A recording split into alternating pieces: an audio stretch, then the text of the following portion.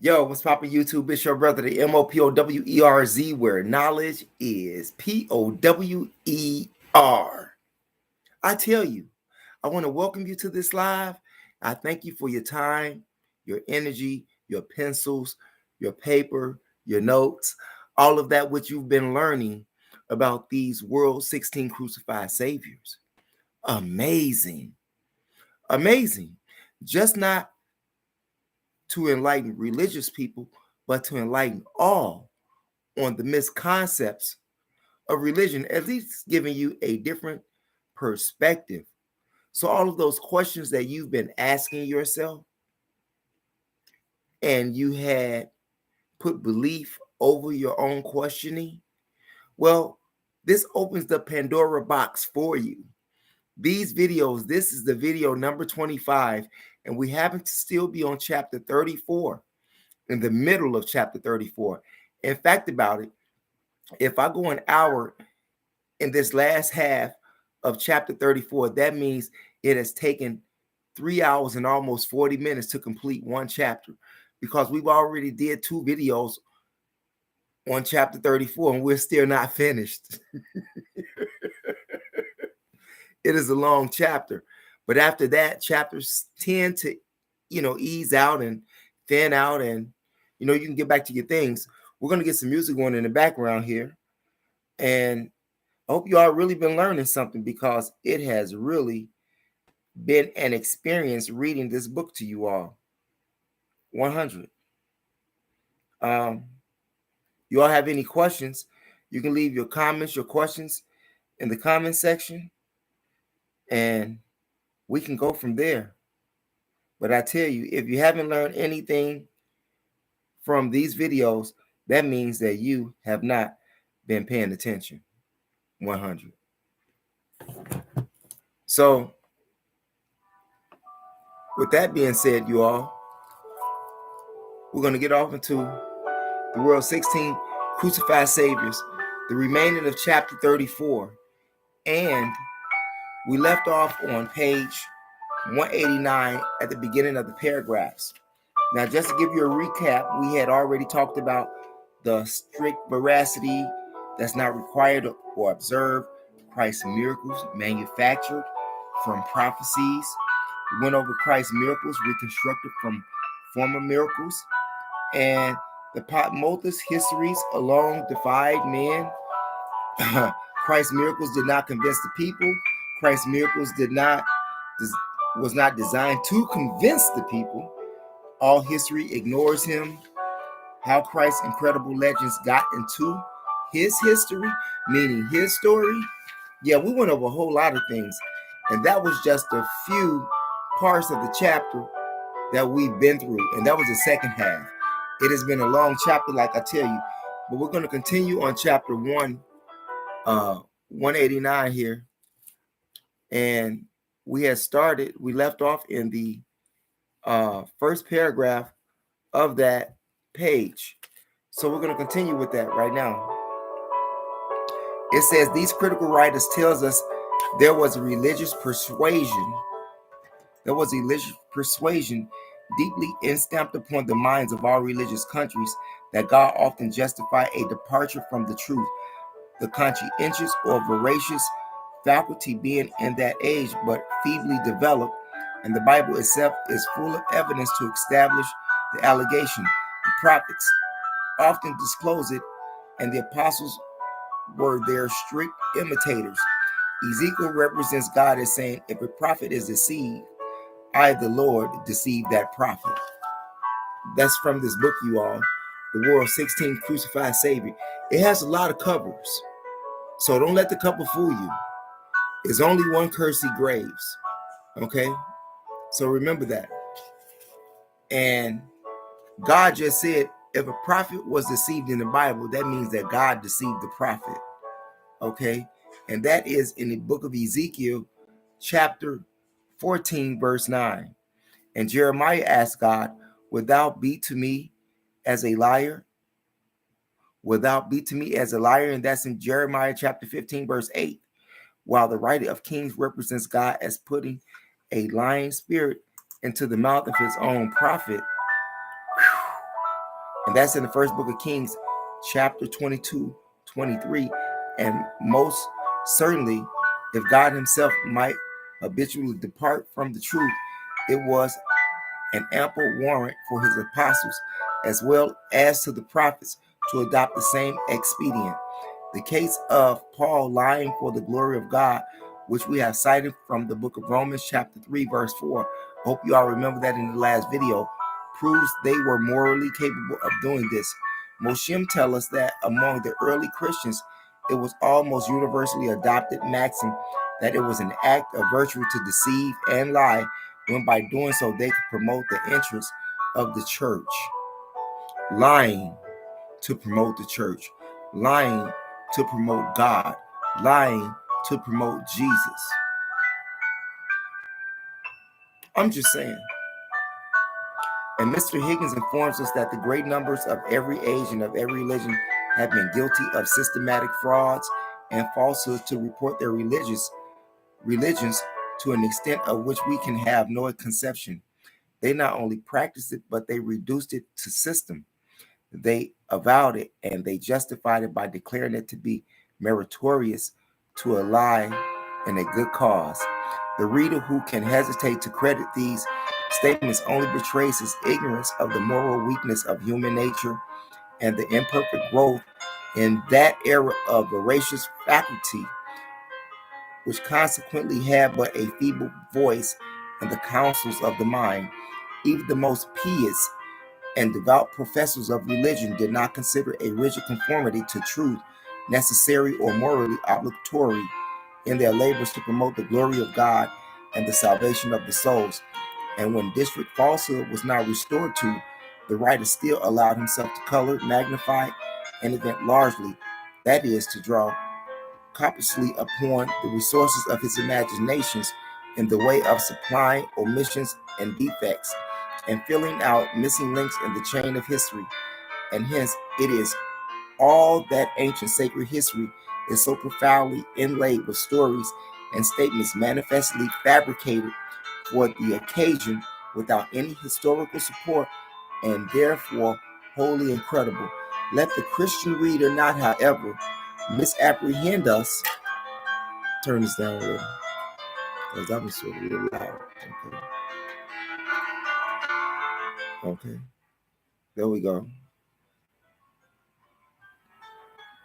Of the imagination and the way of supplying omissions and defects and filling out links in the chain of history.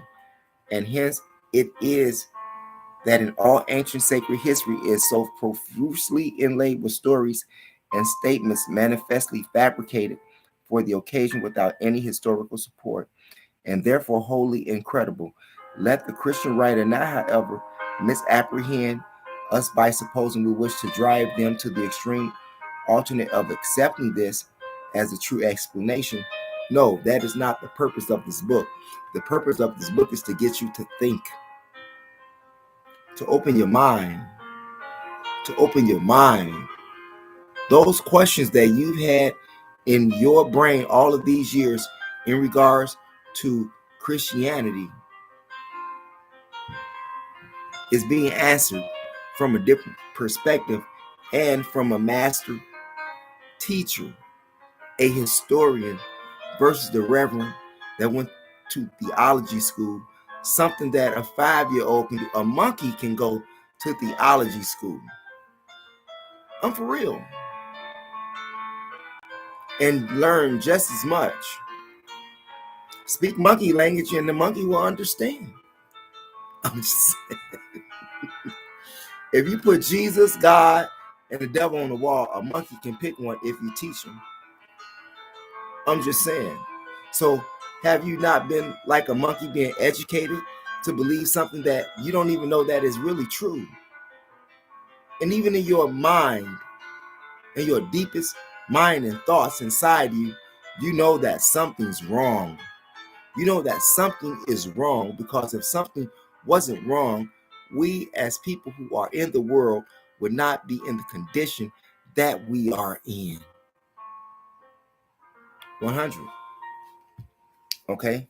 We only offer it as a plausible, but not as the probable explanation. The above citations from the scriptures and other history prove most clearly that sacred writers were morally capable of fabricating or manufacturing history to supply assumed omissions. And this explain is twofold more reasonable than to accept the miracles as real occurrences. For such a belief would be at war with common sense and prostrate our reasons beneath our feet. But you must remember, we have been robbed of our common sense.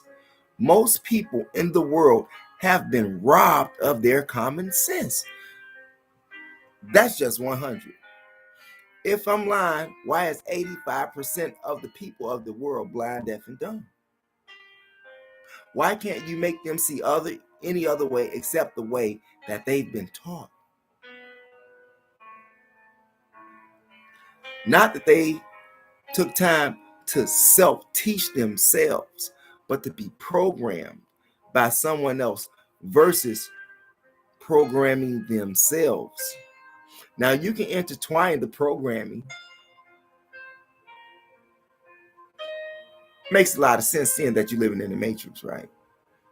I'm just saying. But there is no necessity of adopting lying hypotheses, while the borrowing theory is amply adequate to account for every gospel miracle. There is not a miraculous story or incredible legend incorporated in the New Testament as a part of the history of Jesus that was not afloat in some shape or form on the wings of tradition in nearly every religious country ages before his birth. The model for each and every miracle was already constructed, was already in the market, and already a part of the history or tradition of other and older gods. Okay? And all that was wanted to make it appear as a part of the history of the Christians divide Jesus was to fill in the names and dates. Yes, history with 100 tongues proclaimed it as the real explanation of the incredible and the impossible in the history of Jesus Christ, and the evidence is so voluminous and so overwhelming to disprove the common Christian dogma, which makes the son of Joseph and Mary a miracle working God, that it really demolishes the last timber in the Christian fabric and leaves it in a heap of ruins. And we are certain that if we could divest the Christian reader's mind for a few moments and of an inherited and fostered prejudice, he will see that our explanation is much more rational, more probable, more beautiful than the popular belief which degrades the illustrious Judean reformer to a level with the heathen and gives him the same undignified representation or reputation as a miracle worker. But we are sometimes told we are under as much moral obligation to believe in the miracles reported of Jesus as to believe in any other portion of his history, that we must accept his gospel history as a whole or reject it in total. Okay? But this is manifestly a false assumption, and one can easily explode it. But this is a manifestly false assumption, and one easily exploded. No person who is acquainted with the Grecian history doubts that Alexander the Greek was born in Macedonia and founded in a city in Egypt, hearing his own name. Yet not one of these readers would credit for a moment what one of his biographers relates of him, that he stopped the sun in its course or that he had no human father. We all accept Pythagoras as a real entity, while we reject the story of his walking on the air. Are we morally bound to accept Romulus and Remus, founders of Rome, as more fabulous beings because their biographers relate the incredible story of their being sucked by a wolf? And if you don't understand the story of Romulus and Remus, you will have to understand who their mother is, which is Europa. Check it out. Just do your research, okay? Many of the illustrations might have given in proof of the falsity of the assumptions of that, because a portion of a man's biography is found to be incredible, the whole must be rejected as false, as unworthy of credence. This was to annihilate the history, for no biography of any person and no history of any nation can be accepted as plenarily pure, meaning exactly pure, totally pure, unmixed truth. There's always more or less chaff with the grain, and it is our privilege and our duty to separate them, truth from falsehood. And by doing so, we not only confer a favor of the cause of truth, but add to the luster and honor of the name of the deceased reformer, and especially is this truth of the renowned Judean philanthropist and reformer. Much more lovely and beautiful would his evangelical history stand before the world if stripped of the wild, the weird, and the miraculous. Much more interesting is he is when viewed and venerated as a man than when worshipped as a god, guilty of the frequent violation of his own laws by the display of the miracle working power. And much more beautiful and much more rational is the doctrine which accepts every event that ever occurred of the legitimate and the harmonious operation of the great machinery of nature, than as the smart trick, the lawless caprice or wild feat of an arbitrary, wonder exciting God, performing not to make the people better, more moral, or more righteous, but merely to make them gape and stare and stout. What a smart God we got. And when the belief in miracles involves an utter repudiation of all law, all order, and all system, and introduces in their stead chaos, anarchy, and universal confusion, it is simply the doctrine of chance, which all the Orthodox Christendom profess to deprecate and execrate, and the quintessence of atheism. But they make a mistake. Chance is more legitimately the fruit of miracle than atheism, an assertion which we will here briefly prove. If the sun may be arrested in his course through the heavens, the moon turn into blood, and the stars fall from the heavens, sticks turn into serpents, water into blood, and dust into lights, all of which Orthodox Christians profess to believe were witnessed in the days of Moses and Christ, then everything is thrown upon the wheel of chance. Everything is involved in uncertainty.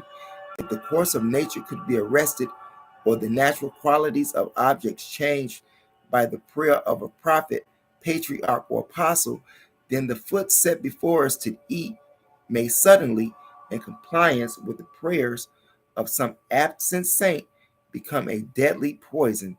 The clothes we wear may be instantly transformed into virulent adders, which may inflict the fatal sting before we suspect it.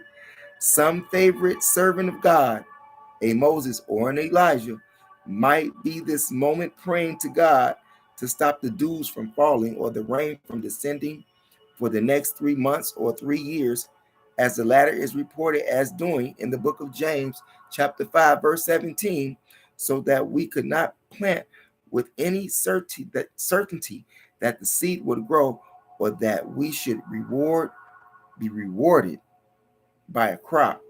Such would be the incredible, such the chance against us in everything in which we might engage, if it were true that God ever intercepts the actions of his laws by working a miracle, that we should eventually become discouraged by the chaos of chance, the wheels of industry would stop and the car of civilization go backward. If it were true, as taught by the Orthodox Christians, that God in his providence, or God in his dispensation of his providence, often visits people with sickness, then it would be useless to study the laws of health with a view of complying with them. For we would not know in any case whether our sickness had been brought upon us by an overruling providence, or by our own imprudence, our inventives. Yeah, inventives. Inventives, it sounds like invitives, inventines. Yeah, to study and comply with these laws, or if there could be any, will consequently be very weak indeed, for we might comply with every physiological requisition, and yet there will be several chances against us that tomorrow we may be stretched upon a sick bed and rolling pillow by the visitation of God. Thus, the doctrine of miracles is shown to be preeminently the doctrine of chance. The doctrine of miraculous agency makes God an imperfect being by implying that his laws were defective in their original construction. I totally agree with that. I totally agree with that. Did you all get that? I'm going to read that again, okay? I'm not going to go off into it, but I'm going to read it again. The doctrine of miraculous agency makes God an imperfect being by implying that his laws were defective in their original construction, that by mistake he left some emergency unprovided for, and now has to supply the omission by an afterclap exercise of power. Or if his laws were originally perfect, then the working of a miracle would disturb them and make them imperfect. If originally imperfect, then God himself must have been imperfect, and hence no God at all. Think of a wonder-working God violating, suspending, or intercepting his own laws. Such a God would be a puerile, a puerile, a liar, short-sighted being that only ignorant and uncultivated minds could admire and adore. The age of miracles, however, is gone. The belief in divine prodigies has receded before the advanced geniusness of civilization. It has died away. It has died away with what? With the exact ratio of the progress of science and general intelligence, and a thorough acquaintance with nature's laws will banish the last vestiges of such a belief. Hence, it is that the most illiterate and ignorant nations and tribes have always been able to recount the longest list of miraculous prodigies achieved by a disorderly God who seems to have taken pleasure in violating his own laws or suspending them for the most trivial purposes. You can read that in your own Bible. Yes, the time is approaching when the belief in a miraculous interposition or special providences must pass away under the light of science and civilization and be numbered amongst the things in which we have been and can be no more, and men will cherish more noble and elevated ideas of the great ruler of the universe, who is infinite in order, infinite in wisdom, infinite in all his attributes and virtues, ever unchangeably the same. Prophecy, the sound pillar of the Christian faith, proves as much more hedonism and spiritualism. Truthfully, prophecy, attested to be such by its fulfillment, is assumed to be one of the basic pillars and one of the main proofs of the truth of the Christian religion. But the following considerations will show that this assumption has no logical force or real tangible foundation. First, every ancient system of religion had its prophets and seers who professed to be able to foresee events of the future, and we find but little difference in the proofs each one has left to the world that they possess this power. If we accept the Greeks and Romans, some of whom evidently excelled all the Jewish prophets in their ability to take cognizance of events lying behind the curtains of time, Tacitus, the Latin historian, prophesied the downfall of the Roman Empire and its attendant calamities more than 500 years before its occurrence, which was fulfilled to the latter. And Solon, one of the 7 wise men of Greece, foresaw and foretold a series of calamities which befell the Athenians 200 years before they were realized. A still more remarkable example is furnished in the history of Marcus Tullius Cicero, who, writing of the future with his mind fixed on the West about 50 BC, exclaimed, "There will arise after many ages a hero who will deliver his oppressed countrymen from bondage, a prophecy most signally filled in the life of General Washington. Now, how is that filled in the General Washington? How is General Washington fulfilling any of that when he himself had slaves, had people in bondage? He was no hero. He was a thief. He was a murderer. He was a liar. He was a criminal. George Washington was a criminal. But they say he fits the description of a hero. I'm just saying. Many other examples of heathen prophecies and their fulfillment might be cited if we had space for them. Second, the history of modern spiritualism furnishes many cases of the future events being predicted long before they took place. In fact, many of the most important events of modern times, which have occurred in this and other countries, were foreseen and foretold by spiritual seers known as seeing mediums, when there was not the slightest probability that such events would ever occur. We will cite one or two cases by way of proof and illustrations.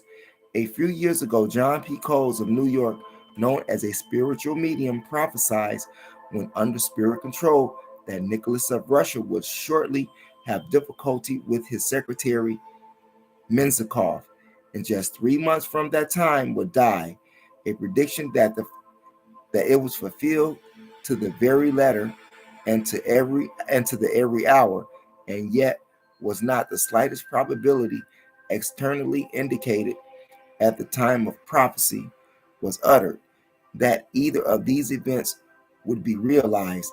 And this prophecy, let it be noted, was published in New York Times at least 2 months before it was verified, thus proving that the prediction was not an afterclap affair but preceded the event. Take another example: the serious calamity which befell the ill-fated steamer known as the Arctic, which was lost at sea a number of years ago, with all on board, and prophetically described in a minute detail by a spiritual medium several months before it occurred, and was seen and described by other mediums while taking place more than 1,000 miles distant. The proof is at our command, and the late disastrous war was foreseen and described by Cora Tappan of New York and other mediums, and it is principal events pointed out long before the war broke out, a fact which is not a matter of history. There are only a few cases out of hundreds that might be cited of similar character, drawn from the practical history of modern spiritualism. If then prophecy can do anything toward the truth or divine emanation of the Christian religion, it must do the same for the heathen and spiritual systems, and thus proving too much, it proves nothing at all. Third, the Jewish prophecies not fulfilled. We have examined critically the various texts in the Christian Bible called the prophecies, and find that if exclaimed as predictions of the future events beyond the powers of the natural mind to foresee, they all have failed.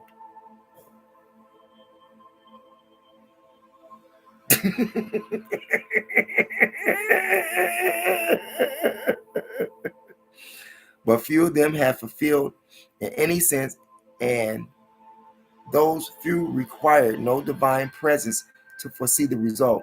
Many events have transpired in every country, which the natural sagacity of the most observant minds in that country had anticipated as a result of natural causes, such as the ravages and downfall of cities and the overthrow of empires by the merciless hand of war.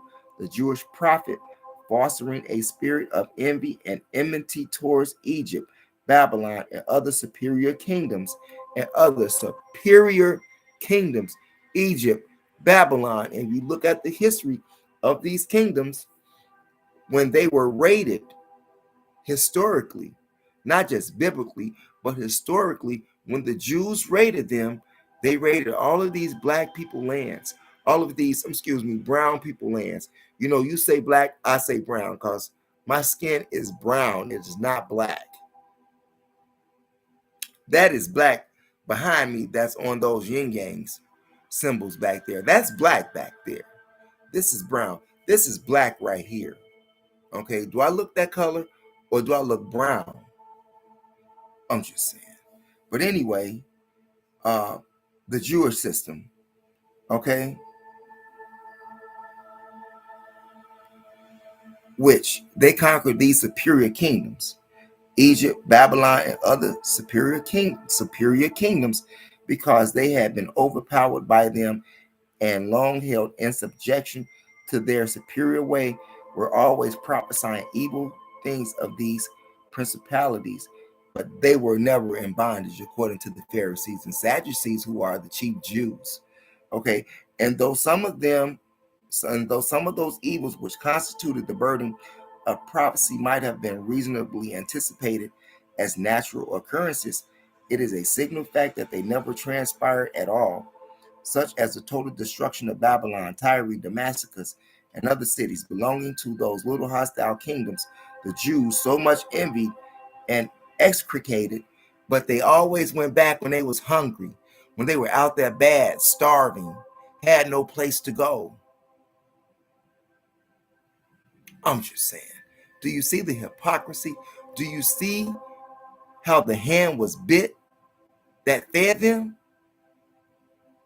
That's according to your own Bible and history, I may add. The prophets Isaiah, Jeremiah, and Ezekiel all poured out their fulminatory thunders upon this city. Isaiah declared it should be a ruinous heap, and that's in Isaiah chapter 17, verse 1. And Jeremiah predicted its destruction by fire. Jeremiah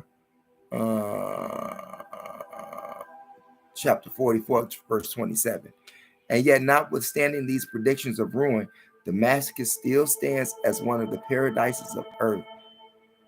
As one writer styles it, with a population, according to Burckhardt, of not less than 250,000, being one of the most magnificent and prosperous commercial cities on the globe, instead of being blotted out of existence as the Jewish prophets prayed and predicted, it has suffered less by ravages of war and the scent of time than most any other city of the East. It has stood nearly 3,000 years without becoming a ruinous heap. Damascus. Anybody want to go?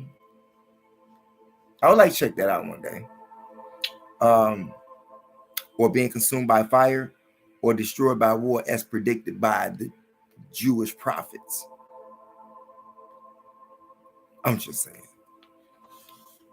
And the prophecy against Tyre has most signally failed also. Ezekiel declared it should be destroyed by Nebuchadnezzar and never be found again.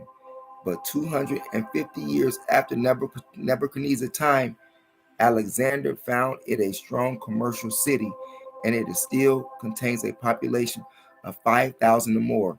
St. Jerome of the 4th century declared it to be then the finest city of Phoenicia, and was astonished that Ezekiel's prophecy has so utterly failed. You see? Now, are you going to argue with me, or are you going to argue with history? Don't argue with me. And many people who are Christians, they don't even know where these places at. They don't, because they just go and believe the preacher man and accept what the preacher man says, because they accepted their Lord and Savior to be Jesus Christ. And in fact, any religion, if you accept that religion, that means you abide by the rules, the beliefs, and you become a robot versus a thinker. Remember, believers hate thinkers. Preachers hate thinkers. I'm going to say that again. Preachers hate thinkers. Imams hate thinkers. Why? Because they can curb the minds away from the falsehood that he or she is teaching. Truth hate falsehood. And falsehood hates truth. Okay? And Isaiah's famous prediction against Babylon furnishes another proof of the utter failure of the Jewish prophecy. He declared, after predicting its destruction, it shall never be inhabited, neither shall it be dwelt in from generations to generations, neither shall the Arabian pitch tent there. And that's in the book of Isaiah, chapter 13, verse 20. Okay. Of course, he desired it to be so, but unfortunately, for his credit as a prophet, it never suffered such a calamity. On the contrary, according to Leonard and Rawlinson, British commissioners who recently visited the place, it now presents all the activity of a hive of bees and contains several thousand inhabitants, though its name is, since rebuilt, called Hilla, and thus the prophecy is also falsified. No exclaims of good Christian brother in forlorn hope, it may be fulfilled yet, is all a lie. I'm just saying, if it hasn't come true, it is a lie. And how many thousands of years this has been? Like, come on, man. I mean, like, wake up, you know? But if we would examine the language of the prophecy, he would find he is entirely cut off from the saving clause. The prophet says, her time is near to come and her days shall not be prolonged. Isaiah chapter 13, verse 22. Thus, it is evident that the prophet was to be fulfilled in that age and generation. The failure, then, is absolute and indisputable, and these are but mere samples of the complete failure of every text called a prophecy when applied to the prognostication of future events. Numerous texts can be found in the prophets arguing evil for Egypt, which have made no approximation toward fulfillment. Ezekiel prophesies the fall of Egypt, the desolation of Egypt, the destruction of Egypt, not one of which calamities have ever been realized in her experiences, not even the flood.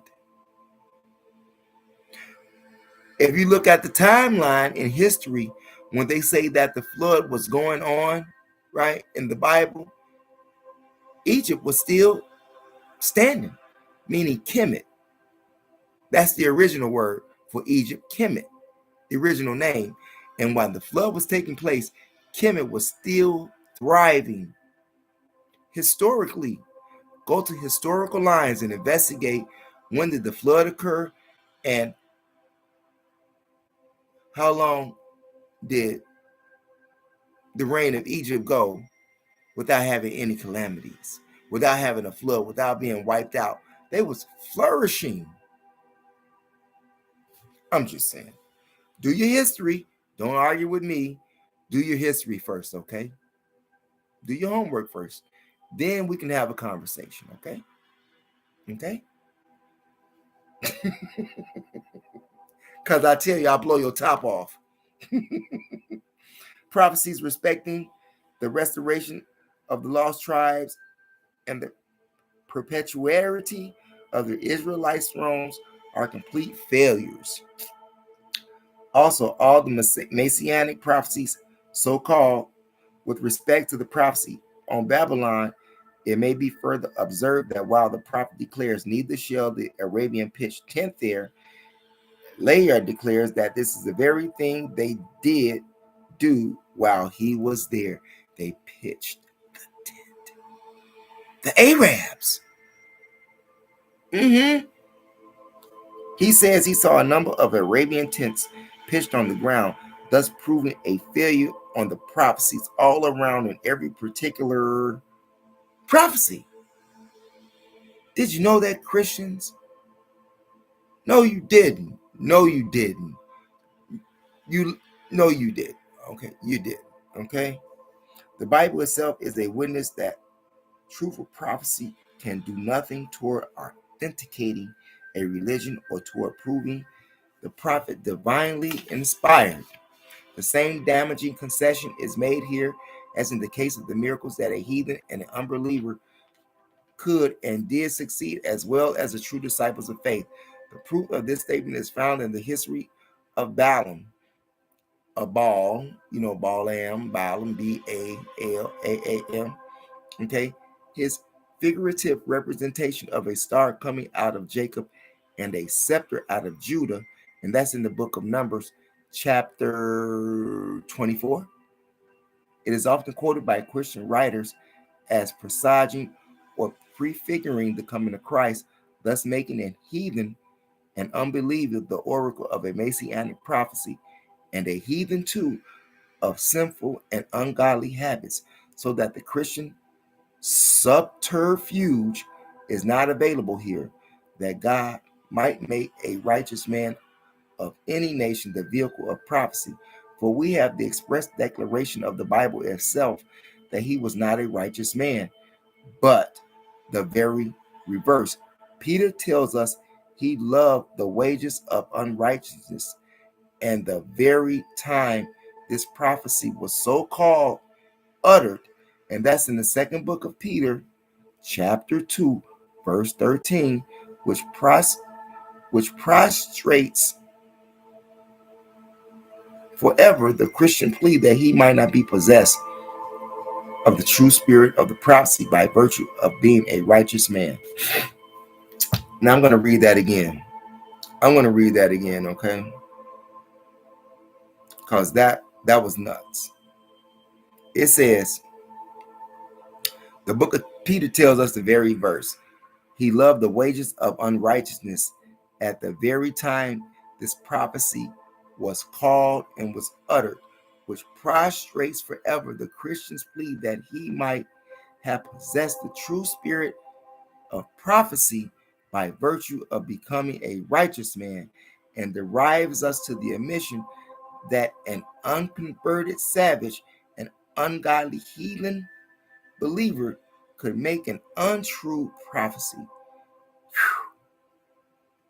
That don't even make sense to you, do it? I know it don't. Read the book.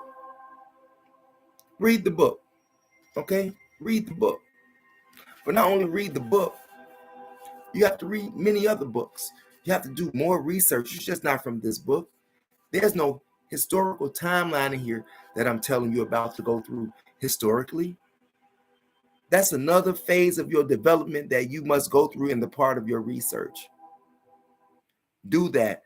I promise you, it is well worth your time. It is well worth your time. Remember, the more you read, the more you learn. And the more you learn, the more your vocabulary increases. And you can understand words that you really never understood before. It's really mind-opening. And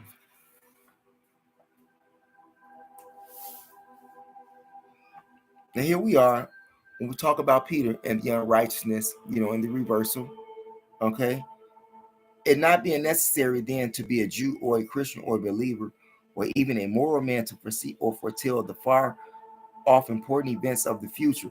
The argument falls, however, to the ground that the fulfillment of the Jewish prophecies, if admitted to have been fulfilled, could do anything toward proving the truth or divine acceptance of the religion of the Bible or its superiority over any heathen or Oriental religion, then or subsequently known to history as they all present the same evidence of being endowed with the true spirit of prophecy.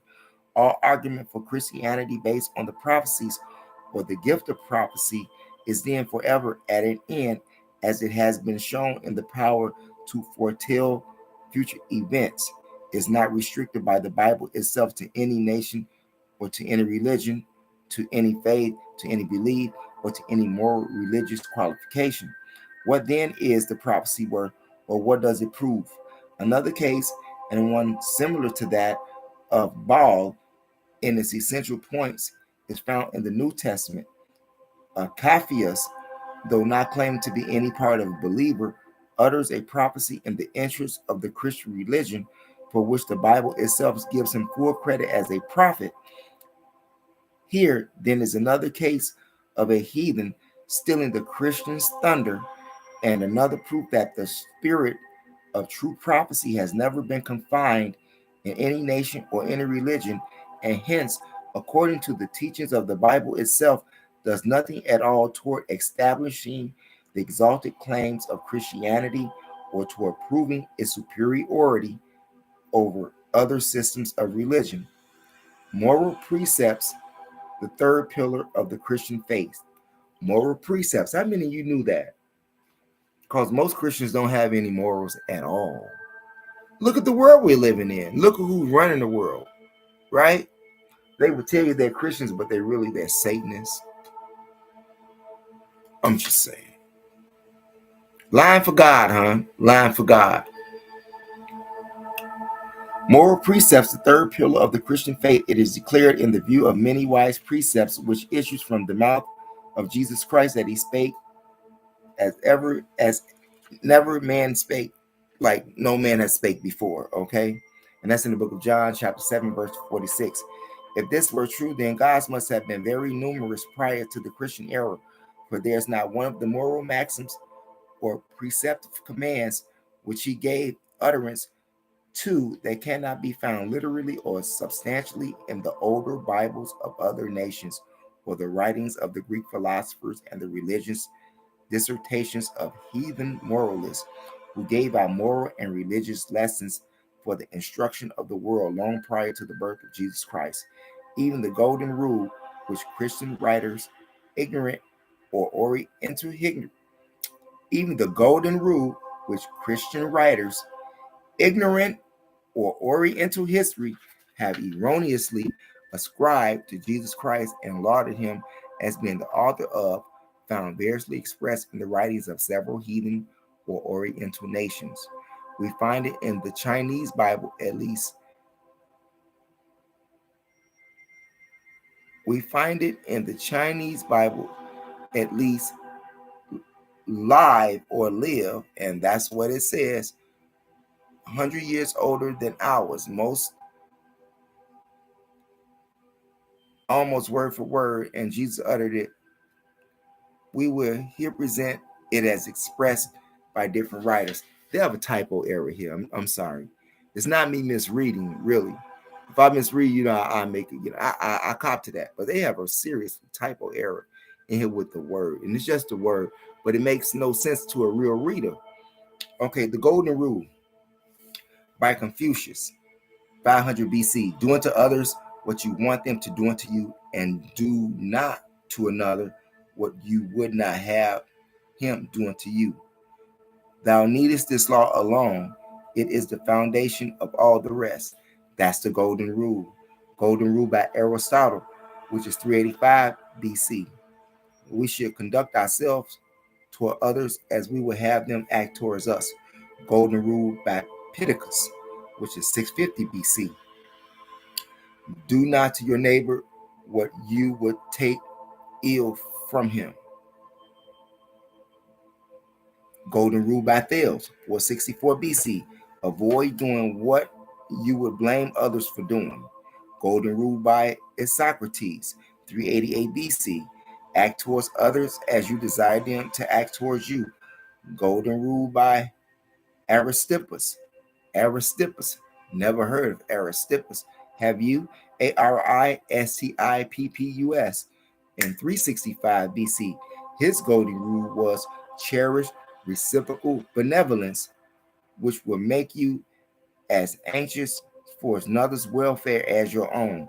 Golden rule by Sextus, a Pythagorean, which was 406 years BC. What you wish your neighbors to be to you, such you be also to them. Golden rule by Hillel in 50 BC. Do not to others what you would not like others to do to you. Here's the golden rule proclaimed by 7 heathen moralists and a Jew long before it was republished by the founder of Christianity, thus proving it to be of the heathen origin and proving that it does not transcend the natural capacity of the human brain to originate, and hence needs no God to reveal it. Indeed, it is one of the most natural sentiments of the human mind. That is natural. If you want respect, you have to, show respect. If you be nice to people, people will be nice to you. If you smile, many people will smile at you. For real.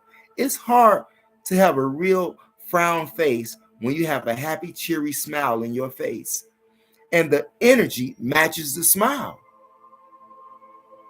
100. Think about that. And if you think I'm lying, just try it, okay? Now,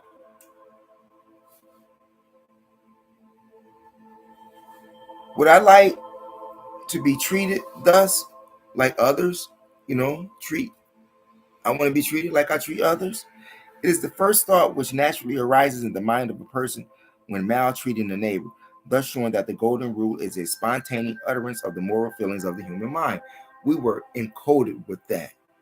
That wasn't no prophetic saying. That's natural law. Natural law. Common sense. Love to enemies is considered to be another praiseworthy precept, which Christ has erroneously the credit of being the author of. We have heard the declaration made in the Christian pulpit that Jesus Christ was the first moral teacher who inculcated love to enemies, a most transcendent error, as the following historical citations will show. Most of the religious books and religious teachers of the ancient Oriental heathen breathed forth a spirit of love and kindness towards enemies. The following is from the oldest Persian Bible. Forgive thy foes, nor that alone. Forgive thy foes, forgive your enemies, nor that alone. Their evil deeds with good repay. Fill those with joy who leave thee none, and kiss the hand unpraised to slay. The Christian Bible will be searched in vain to find a moral sentiment or precept superior to this. Certainly, it is the loftiest sentiment of kindness towards enemies that ever issued from human lips or was ever penned by mortal man, and yet is found in an old heathen Bible. Think of kissing the hand unpraised to slay. Never was love and kindness and forbearance towards enemies more sublimely expressed than in the old Persian ballad.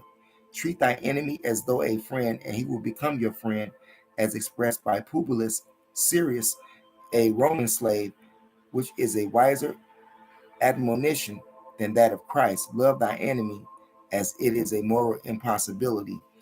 All nature cries aloud. Shall man do less than heal the smiter or smitter, and the railer bless? Bridle thy anger and forgive thy enemy. Give unto him who takes from thee. And that's in the Quran or Bible. And that which I just spoke about, that's in the Hafaz or the Mohammedan, because you have different sects of Muslims. Let no man be offended with those who are angry at him, but reply gently to those who curse him. Let him endure injuries and despise no one. Commit no hostile action for your own preservation. To be revenged on enemies, become more virtuous. To strike a man or vex him with words is a sin. And that's in the Persian Bible, and that is called the Zen Avesta. Remember that, the Zen Avesta. Even the intention to strike a man is sin. Desire not the death of your enemy. I don't know about that now, because I pray for the death of my enemies, like 100. Car crashes, get ran over by a truck, fall into a sewer hole, anything. Yeah. Why? Because I'm a good person. I'm a real good person. And there are many assholes and evil people out here. So if you're evil and you're an asshole, I don't want to be bothered with you, because you're going to make my life miserable for no reason. So why would I not pray for your destruction? Isn't that common sense, though? That's real common sense. But I do agree that, I don't know, I'm a 50-50 thing on that. If you help your enemy, he'll be your friend.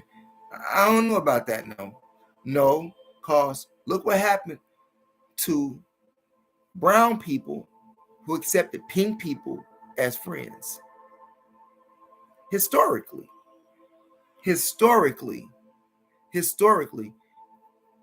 You have master teachers that say, depending upon your color of your skin, you have a natural enemy. 100. Think about that. Now, getting back to the book, it says, pardon the offenses of others, but never your own. The noble spirit cures injustice by forgiving it. It is much better to be injured than to kill a man. Whew, that's Pythagoras.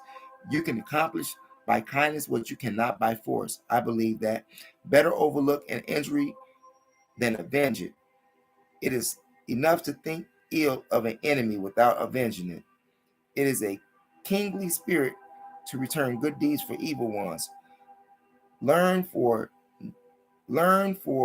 yon, Y-O-N, oriented shell, to love thy foe, and store with pearls the hand that brings thee woe. Flee like yon rock from base, vindicate pride, and blaze with gems that rends thy side. To revenge yourself on an enemy, make him your friend. That's according to Pythagoras. It is not permitted to a man who has received an injury to avenge it by doing another. I totally disagree with you. Because if it was like that, do you know where we would be at? That means an eye for an eye and a tooth for a tooth. And they don't want that today. This is why all of these laws, this is why they give you the test. The Old Test and the New Test. And they confuse you with the two. So you won't even figure it out. If you're not an avid reader, if you're not an avid thinker. And most believers are not avid thinkers. And they are not avid readers. They just are avid believers. 100. We are almost done with this chapter. We got like a half a page left and we're done. And when we come back tomorrow, we'll be on chapter 35, which means we only got 10 chapters left. Look what we have accomplished. Look at this book. Look what we have accomplished. This is how many pages we got left. This is how many pages we've been through. See what I'm saying? So yeah, so let me continue here so I can get out of here and you all can get out of here as well and do what you continue to doing. Okay?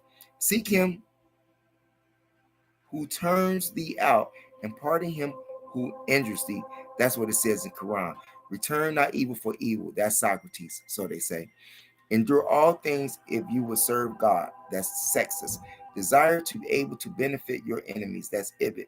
Receive an injury rather than do one. That's Publius Cyrus. Be at war with men's vices, but at peace with their persons. That's Ibn. Cultivate friendship for an enemy. That's Pittacus. Be kind to your friends that they may continue so, and to your enemies that they may become so. That is Ibn. That's, Jewish. Prevent injuries if possible. If not, do not revenge them. An enemy should not be hated but cured. To act kindly toward an enemy will increase his hate. You know what? A prime example of this is law enforcement who kill brown people.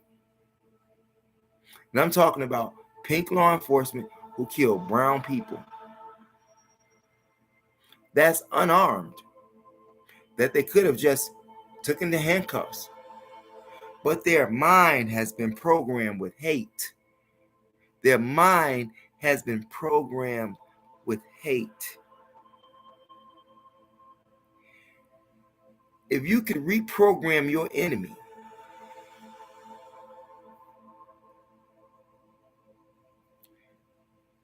we will live in a better world today. If you can reprogram your enemy, and you can do all of these qualities like Martin Luther King did and Gandhi and all of that stuff, and you see what happened to them, right? Got the TV cut off. I'm just saying. Think about that. Thus it will be well observed that love and kindness toward all mankind, both friends and enemy, is not confined to the teachers of Christ or to the Christian religion, as many have erroneously supposed, but it is unquestionably a natural sentiment of the moral instinct or moral impulses of the human mind, and hence is no proof that their teacher is either a god or divinely inspired. And we have in our possession nearly 800 more precepts from the pens and mouths of ancient heathens, enjoining just and kind treatment of women and setting forth nearly all the duties of life and teaching the immorality of the soul. And these precepts breathe the same lofty moral sentiment and moral feeling as those quoted above. How ignorant and how conceited must be the Christian professor who suppose all goodness is confined to Christianity, or that it even possesses any great superiority over other religious systems, and how completely the three foregoing parts of this chapter, miracles, prophecies, and precepts, prostrate the divine claims of Christianity and leave not an inch of ground for them to rest upon. And just think about it. It says what? The three foregoing parts, and we did 3 videos for chapter 34. It was a really long chapter. I said it was the longest chapter in the book that we've had so far. Pretty long, 3 videos to finish it, like 3 hours and 40 minutes to finish one chapter. I'm just saying. Well, we're done with that. And we'll be starting on chapter 35 when we come back. Okay, chapter 35 right there. Yeah. We'll be starting on that when we get back. And I want to thank you all for your time, your energy, your effort in taking notes, writing on pads, paper, what have you. Or just researching it while I'm doing it and marking it with your marker, highlighter and stuff like that. I thank you for that because you're learning. And remember, if something is worth learning, it may take a little time to learn it. But after you learn it, your reward will surprise you. Your reward for learning will surprise you. Even if you're at a job, if you learn more than what you are supposed to be doing, look where that would take you. That's just common sense, right? The same thing when you learn more than what is just taught in the basics of programming, then your whole world will open up to a brand new world, and you will meet people and have friendships of all walks of life. I'm going to say that again. You will have friendships in all walks of life. Why? Because you're not a robot. Why? Because you're a thinker. Why? Because you're an avid reader. Why? Because your vocabulary has increased and your sphere of thinking has no ceiling. It's amazing, you all. Thank you for viewing this. LIVE is your brother, the MOPOWERZ, where knowledge is power. Remember, it is your third eye that makes you shine like jewelry. And if you haven't done so already, press the subscribe button below, view the videos, share the information, share the information, share the information, hit the notification bell so that you can get all of the new videos that I upload on YouTube. And if you are into entertainment, go over to my other page, The Moshow Chicago, TheMoshow Chicago, all one word, no spaces. And you can check out The Moshow Classics, TheMoshow Classics, all one word, no space. I'm sure there is something over there for you that can keep your mind going, something that you can move to, something you can groove to, just like this channel. If you're an avid reader or if you like learning, you can groove to this channel. Thanks for viewing, you all, and by all means, never ever give up on your dreams. Thanks for viewing. Peace out.